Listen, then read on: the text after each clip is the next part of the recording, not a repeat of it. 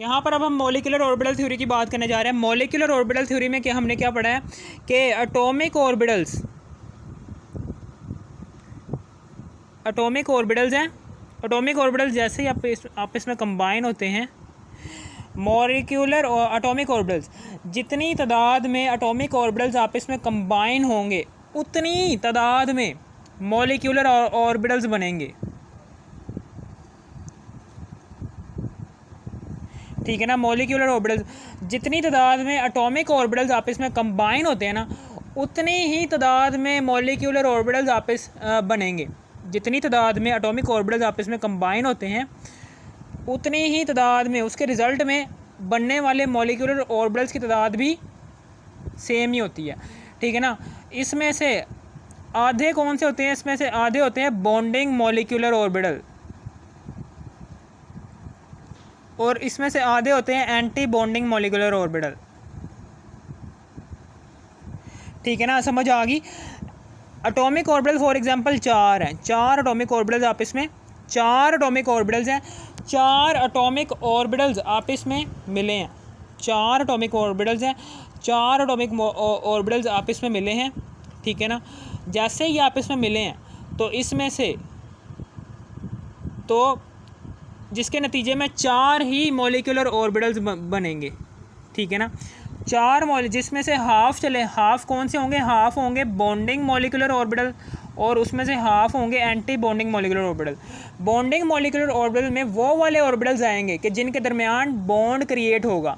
Anti bonding molecular orbital में ऐसे orbitals आएंगे कि जिनके अंदर बॉन्ड क्रिएट नहीं होगा। ठीक है ना, समझ आ गई। यानी कि MOT मॉलिक्यूलर ऑर्बिटल थ्योरी के अंदर हम 4 चीज़ें डिस्कशन करते हैं। इलेक्ट्रॉनिक कन्फिगरेशन, दूसरी है जी डायग्राम, तीसरी है जी बॉन्ड ऑर्डर, चौथी है जी एनर्जी।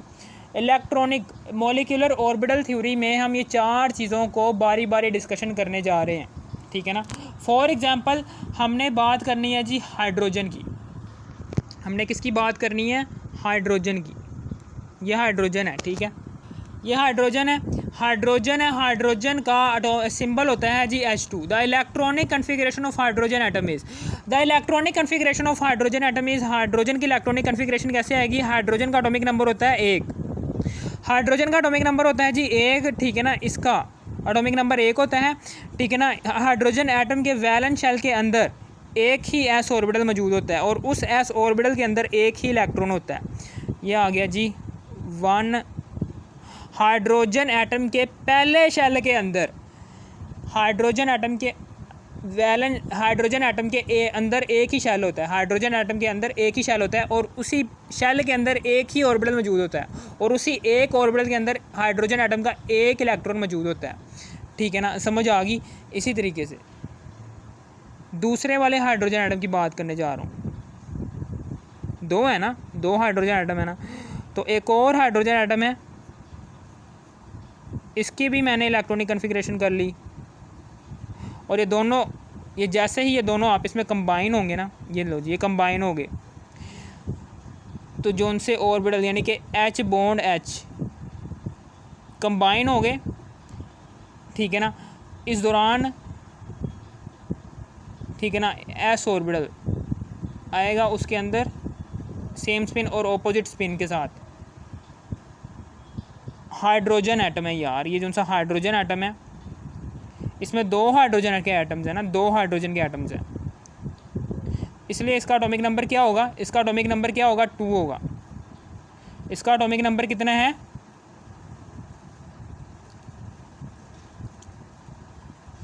2 है। ठीक है ना, एटॉमिक नंबर 2 है। तो यहाँ पर S ऑर्बिटल के अंदर दोनों के दोनों इलेक्ट्रॉन ऐसे सेम स्पिन और ऑपोजिट स्पिन के साथ आ गए, 1s2 आ गए। ठीक है ना, ये लिखो या ना लिखो आपकी मर्ज़ी है। मैंने यहाँ पर बता दिया कि 2 हाइड्रोजन के एटम्स आपस में कंबाइन हो रहे हैं, तो एक हाइड्रोजन की इलेक्ट्रॉनिक कन्फिगरेशन ये है, दूसरे वाले हाइड्रोजन की इलेक्ट्रॉनिक कन्फिगरेशन ये है। जब ये दोनों आपस में कंबाइन होंगे तो एक s ऑर्बिटल के अंदर दोनों के दोनों इलेक्ट्रॉन आ जाएंगे, एक ऑपोजिट स्पिन के साथ और एक सेम स्पिन के साथ। ठीक है ना, ये आ गई जी इलेक्ट्रॉनिक कन्फिगरेशन आ गई हाइड्रोजन एटम की। ठीक है। अब फिर उसके बाद यहाँ पर अब हम क्या करने जा रहे हैं? यहाँ पर ये 2 लाइंस लगाएंगे। मैं यहाँ पर 2 लाइंस लगाऊंगा। ऐसे करके एक ये लगा दी लाइन और एक इधर लाइन लगा दी, ये दो लाइन लगा दी, ठीक है ना। और फिर उसके बाद यहाँ पर इसके बिल्कुल दरमियान में, यहाँ पर दोनों तरफ मैं एटॉमिक ऑर्बिटल्स लिखूँगा, यहाँ पर भी मैं एटॉमिक ऑर्बिटल लिखूँगा, एटॉमिक ऑर्बिटल्स में यहाँ पर भी लिखूँगा एटॉमिक ऑर्बिटल्स, इधर भी मैं लिखूँगा, इसी तरीके से इधर भी मैं एटॉमिक ऑर्बिटल्स लिखूँगा इस तरीके से, और बीच में मैं लिखूँगा मॉलिक्यूलर ऑर्बिटल, ठीक है ना। हमें पता है कि मॉलिक्यूलर ऑर्बिटल्स, ठीक है ना, मॉलिक्यूलर ऑर्बिटल्स के बारे में लिखूँगा।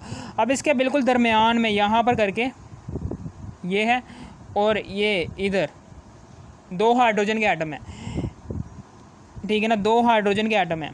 एटॉमिक ऑर्बिटल दो हैं, कौन कौन से दो एटॉमिक ऑर्बिटल हैं, ये वाले दो एटॉमिक ऑर्बिटल हैं, ठीक है ना।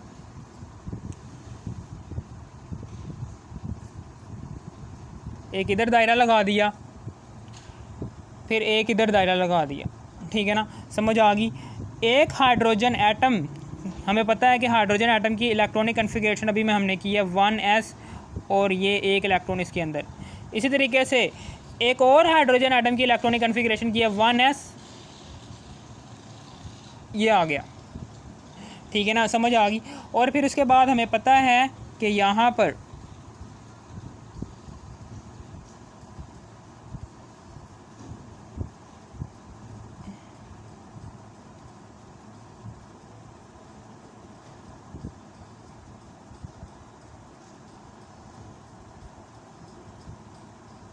ये आ गया, और फिर उसके बाद यहाँ पर नीचे भी यही,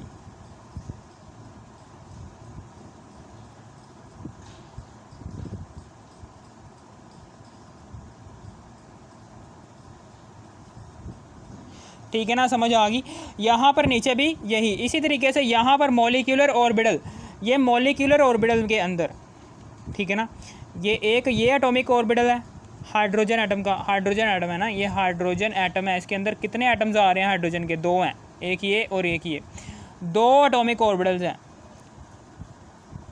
ठीक है ना। इन दो एटॉमिक ऑर्बिटल्स के दरमियान हमने बॉन्ड ऑर्डर फाइंड आउट करना है, ठीक है ना, समझ आ गई इस डायग्राम के थ्रू। ये डायग्राम बहुत ही इंपॉर्टेंट है। यहाँ पर हमने एटॉमिक ऑर्बिटल्स लिख दिए, कौन से दो एटॉमिक ऑर्बिटल्स से, एटॉमिक ऑर्बिटल्स, और बीच में मॉलिक्यूलर ऑर्बिटल, ये दोनों के दोनों एटॉमिक ऑर्बिटल हैं, यानी कि एक ये हाइड्रोजन एटम है का एटॉमिक ऑर्बिटल और ये एक हाइड्रोजन का एटॉमिक ऑर्बिटल, जब ये दोनों आपस में मिलते हैं तो जौन सा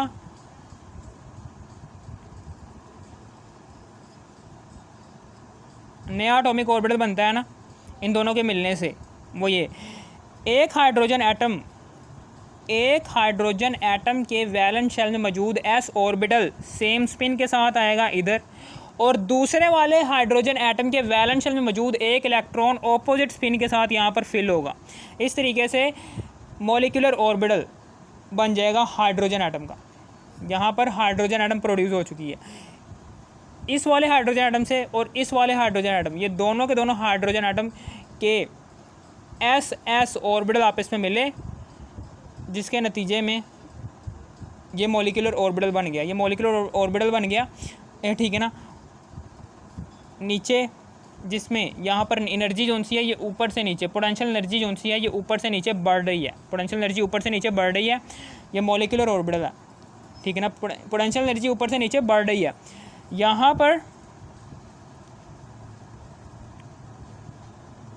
एक और सर्कल लगा देना है, ठीक है ना, एक और सर्कल लगा देना है, ठीक है ना। यहाँ पर मॉलिक्यूलर ऑर्बिटल है, ये मॉलिक्यूलर ऑर्बिटल है,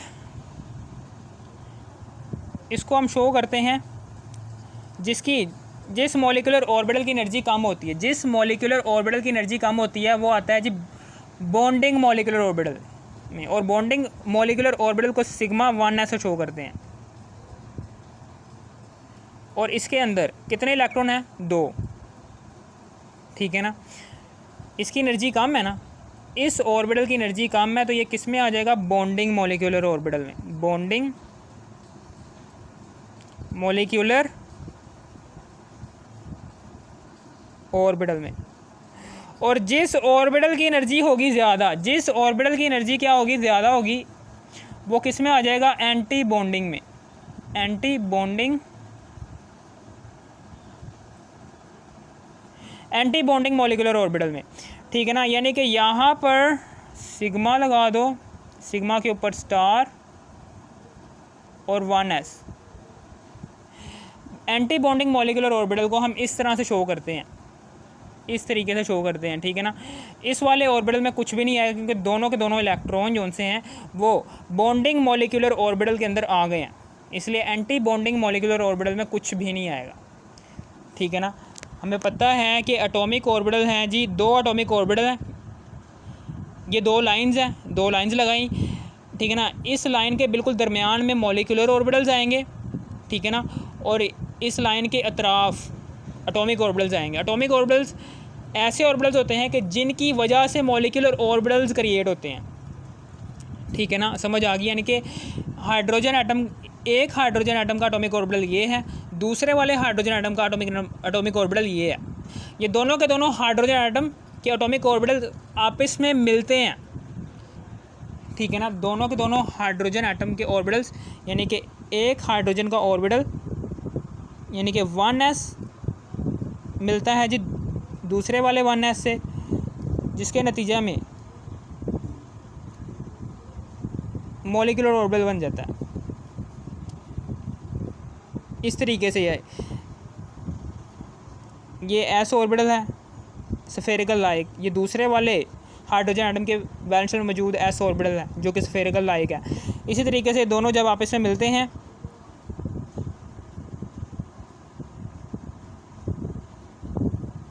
तो बॉन्डिंग मॉलिक्यूलर ऑर्बिटल बन जाता है। इस तरीके से बॉन्डिंग ऑर्बिटल बन जाता है। ये 2 न्यूक्लियस आ गए, ठीक है ना। ये क्या है, ये बॉन्डिंग मॉलिक्यूलर ऑर्बिटल है। ये क्या है, ये बॉन्डिंग मॉलिक्यूलर ऑर्बिटल के जिसके अंदर ये फॉर्म हो रहा है, ये बॉन्डिंग और मॉलिक्यूलर ऑर्बिटल, ठीक है ना। जबकि एंटी बॉन्डिंग मॉलिक्यूलर ऑर्बिटल में कुछ भी नहीं आएगा, ये खाली ही रहेगा, ठीक है ना, ये खाली ही रहेगा। समझ आ गई। बॉन्डिंग मॉलिक्यूलर ऑर्बिटल, ठीक है ना। ये बॉन्डिंग मॉलिक्यूलर ऑर्बिटल में दोनों के दोनों इलेक्ट्रॉन आ गए हैं। फॉर एग्जांपल अगर यहाँ पर 3 होता, फॉर एग्जांपल यहाँ पर 3 होता ना, तो 2 इधर आते, 2 इलेक्ट्रॉन बॉन्डिंग मॉलिक्यूलर ऑर्बिटल के अंदर आते, और जो सा बाकी एक बच गया था वो एंटी बॉन्डिंग मॉलिक्यूलर ऑर्बिटल में इस तरह से आता, ठीक है ना। लेकिन यहाँ पर 2 ही हैं, तो इसलिए हम इस तरीके से फिलिंग कर देंगे इलेक्ट्रॉन की, ठीक है ना। और जिस ऑर्बिटल के अंदर इलेक्ट्रॉन की फिलिंग नहीं हुई, वो खाली रह गया, ठीक है ना, उसको कहेंगे एंटी बॉन्डिंग मॉलिक्यूलर ऑर्बिटल। हमें पता है कि मॉलिक्यूलर ऑर्बिटल 2 तरह के होते हैं, एक बॉन्डिंग मॉलिक्यूलर ऑर्बिटल ये वाला, नीचे वाला जो सा होगा वो बॉन्डिंग मॉलिक्यूलर ऑर्बिटल होगा, जिसकी एनर्जी क्या होगी, कम होगी। और जैसे ही हम ऊपर जाएंगे, डायग्राम के ऊपर जाएंगे, डायग्राम के ऊपर एक और ऑर्बिटल मौजूद होगा। यहाँ पर ये कौन सा ऑर्बिटल है, ये ऐसा ऑर्बिटल है कि जिसकी एनर्जी क्या है, ज़्यादा है। और जिस ऑर्बिटल की एनर्जी ज़्यादा होती है वो कौन सा मॉलिक्यूलर ऑर्बिटल होता है, वो होता है एंटी बॉन्डिंग मॉलिक्यूलर ऑर्बिटल, ठीक है ना, समझ आ गई। और इसको हम इस तरीके से शो करते हैं, और मॉलिक्यूलर ऑर्बिटल को, बॉन्डिंग मॉलिक्यूलर ऑर्बिटल को हम इस तरीके से शो करते हैं, ठीक है ना। ये है आगे मॉलिक्यूलर ऑर्बिटल्स, ये आगे जी एटॉमिक ऑर्बिटल्स, और यहाँ पर भी यही एटॉमिक ऑर्बिटल्स, ठीक है ना। यहाँ पर ये आ गया। फिर उसके बाद यहाँ पर एक और मैं बात बता देता हूँ कि एंटी बॉन्डिंग मॉलिक्यूलर ऑर्बिटल में क्या होता है कि इसमें 2 यानी कि दोनों के दोनों हाइड्रोजन एटम आपस में मिलेंगे नहीं, आपस में मिलेंगे नहीं, यानी कि इस तरीके से आपस में मिलेंगे नहीं। जब ये दोनों के दोनों एटॉमिक ऑर्बिटल्स आपस में मिलेंगे नहीं, तो ये किस कैटेगरी में आ जाएंगे, एंटी बॉन्डिंग मॉलिक्यूलर ऑर्बिटल में। बॉन्डिंग मॉलिक्यूलर ऑर्बिटल में हमेशा याद रखना, ऐसे ऑर्बिटल्स आएंगे, बॉन्डिंग मॉलिक्यूलर ऑर्बिटल में ऐसे ऑर्बिटल्स आएंगे कि जिनके दरमियान बॉन्ड फॉर्म हो रहा होगा, और एंटी बॉन्डिंग मॉलिक्यूलर ऑर्बिटल्स में ऐसे ऑर्बिटल्स आएंगे कि जिनके दरमियान बॉन्ड फॉर्म नहीं हो रहा होगा, ठीक है ना। समझ आ गई आपको, ये हो गया सब कुछ क्लियर। हाँ, फिर उसके बाद यहाँ पर बॉन्ड ऑर्डर की बात करने जा रहा हूँ। ये डायग्राम हो गई, इलेक्ट्रॉनिक कन्फिग्रेशन भी हमने कर ली, डायग्राम भी हमने सीख ली। अब हम बात करने जा रहे हैं बॉन्ड ऑर्डर की बात करने जा रहा हूँ। पता है कि बॉन्ड ऑर्डर कैसे क्या निकालते हैं। The bond order of molecule is, bond order निकालने का फार्मूला ये है, bond order is equal to the number of electron in bonding molecular orbital minus कर देंगे number of electron in anti bonding molecular orbital, यानी कि bonding molecular orbital में मौजूद इलेक्ट्रॉन्स को माइनस कर देंगे एंटी बॉन्डिंग मॉलिक्यूलर ऑर्बिटल में मौजूद इलेक्ट्रॉन से, और फिर इसको डिवाइड कर देंगे 2 के साथ, और हमारे पास उस एलिमेंट का बॉन्ड ऑर्डर आ जाएगा, ठीक है ना। यानी कि bond order is equal to number of electron in bonding molecular orbital minus कर देंगे number of electron present in anti bonding molecular orbital और डिवाइड कर देंगे 2 के साथ। हमें पता है कि number of electron in BMO में बॉन्डिंग मॉलिक्यूलर ऑर्बिटल में कितने इलेक्ट्रॉन आ रहे हैं? 2 इलेक्ट्रॉन आ रहे हैं। बॉन्डिंग मॉलिक्यूलर ऑर्बिटल में कितने इलेक्ट्रॉन आ रहे हैं? 2 इलेक्ट्रॉन आ रहे हैं। इसी तरीके से जो उनसे एंटी बॉन्डिंग मॉलिक्यूलर ऑर्बिटल के अंदर कोई भी इलेक्ट्रॉन नहीं आ रहा, तो ये 0 आ गया। यहाँ पर 2 डिवाइड कर देंगे 2 के साथ, 2 को माइनस करेंगे 0 के साथ, तो यहाँ पर आ गया 2, नीचे आ गया 2, इसको डिवाइड कर देंगे एक दूसरे के साथ, तो यहाँ पर आ गया 1, ये 1 आ गया, ठीक है ना। बॉन्ड ऑर्डर क्या है? हाइड्रोजन एटम का, हाइड्रोजन एटम के अंदर एक बॉन्ड बन रहा है, ये देखें, ये एक बॉन्ड बन रहा है, इसका बॉन्ड ऑर्डर आ गया। बॉन्ड ऑर्डर इस तरीके से कैलकुलेट करते हैं, ठीक है ना। The bond order of hydrogen atom is 1। इसी तरीके से एनर्जी ऑर्डर, अब हम एनर्जी, ये जो उनसे एंड वाली चीज़ रह गई है ना, MOT मॉलिक्यूलर ऑर्बिटल थ्योरी में 3 बातें मैंने आपको बता दी हैं, और आखिरी बात एनर्जी की बात बताने जा रहा हूँ। The bond order energy order of molecule is given below. Energy order का आपको पता है कि किसकी एनर्जी ज़्यादा होती है और किसकी एनर्जी कम होती है। हमें पता है कि बॉन्डिंग, यहाँ पर मैं लिख देता हूँ कि बॉन्डिंग मॉलिक्यूलर ऑर्बिटल की एनर्जी क्या होती है? कम होती है, जबकि एंटी बॉन्डिंग मॉलिक्यूलर ऑर्बिटल की एनर्जी क्या होती है? एंटी बॉन्डिंग मॉलिक्यूलर ऑर्बिटल की एनर्जी क्या होती है? ज़्यादा होती है। बॉन्डिंग मॉलिक्यूलर ऑर्बिटल को हम सिग्मा 1s से शो करते हैं। इसी तरीके से यहाँ पर इसको हम शो करते हैं सिग्मा स्टार 1s से शो करते हैं, ठीक है ना, ऐसे शो करते हैं। इसकी एनर्जी ज़्यादा है, ठीक है ना, इसकी energy anti bonding molecular orbital की एनर्जी क्या है? ज़्यादा है। बॉन्डिंग मॉलिक्यूलर ऑर्बिटल की एनर्जी क्या है? कम है, ठीक है ना, 1s2, ठीक है ना। मॉलिक्यूलर ऑर्बिटल के अंदर जो सा बॉन्डिंग मॉलिक्यूलर ऑर्बिटल है, इसके अंदर एस ऑर्बिटल के अंदर 2 इलेक्ट्रॉन आ रहे हैं, ठीक है ना, वो लिख दिए। अगर आपको इस वीडियो की ज़रा सी भी थोड़ी सी भी समझ आ गई हो, इस वीडियो को कर दो लाइक और सब्सक्राइब और शेयर भी कर देना। Thanks for watching me.